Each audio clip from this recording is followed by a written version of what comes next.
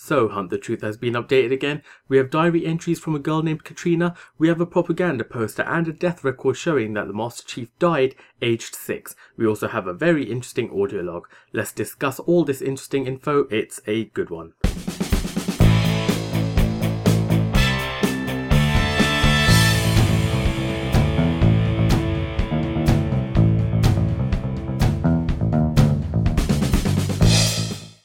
So first of all, Hunt the Truth was updated a few days ago with a death record. On the death record we saw that John had a D next to his name, D meaning deceased. This meant that John died 41 years ago, aged 6. So moving on to the audio log from today, we have Benjamin Giraud continuing his search for the truth. So Benjamin's received this death record showing that John, the Master Chief, died 41 years ago, aged 6.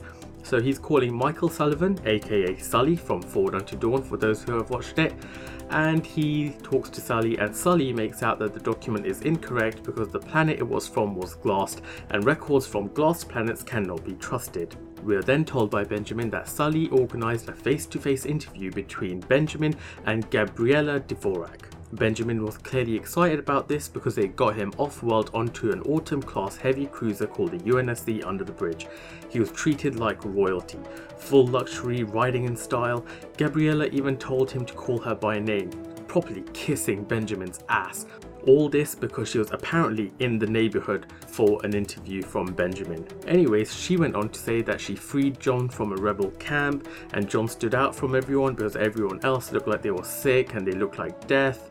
And when he walked towards her, he looked her right in the eyes, and it was shocking because he had been in these conditions for so long, and considering he was so young, it's surprising that he wasn't broken.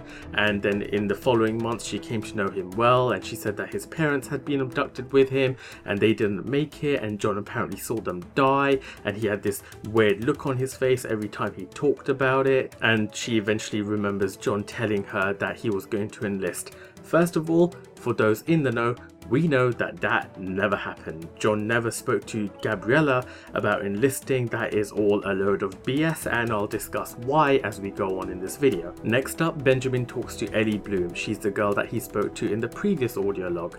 She's the girl that described laying in the grass looking at the stars with John. Anyways, he speaks to Ellie, and Ellie says that she spoke to her friend Katrina. She told us in the last audio log that she would be talking to Katrina because Katrina was one of the friends that hung out with her and John. Ellie has gone and said that Katrina said that John was dead. Benjamin asks to be put in touch with Katrina, and he finds out from her that John died when he was aged 6. Apparently John was perfectly healthy, and then all of a sudden he was wasting away. Doctors couldn't figure it out. She also told Benjamin that John's parents were alive and well till she left the planet, which was 4 years after they were supposed to have died according to Gabriella. Anybody confused yet? Anyways, let's carry on. Now that we have both sides to this John is dead, John isn't dead story, do we know who is lying? Yes we do. Firstly, if you have listened to the viral marketing campaign for Halo 2 called I Love Bees, you would know that children were kidnapped for the Spartan program. However, it was no ordinary kidnapping. A child would be taken and replaced with a Flash clone. The clone would then quickly degenerate and die, leaving loved ones in shock, not knowing what the hell actually happened. In the meantime, the real child would be undergoing crazy training and augmentation. Some children who did not survive this process were then made into smart AIs. Remember the AI from I Love Bees named Durga? Well, she turned out to be made from Yasmin, the sister of one of the main characters named Kamal. Yasmin was one of the children who was kidnapped and replaced by a Flash clone, and in the I Love Bees series, Kamal, her brother, eventually realizes this. It seems that when Benjamin interviews people that he himself has found to interview, he's getting the truth. However, when he interviews people that Oni has told him to interview, he's getting a load of BS. But why? Why is Oni feeding him this bullshit story about John?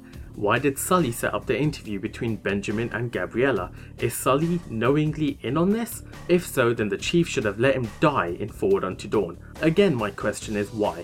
Why is Oni attempting to feed Benjamin with all these lies about the Master Chief?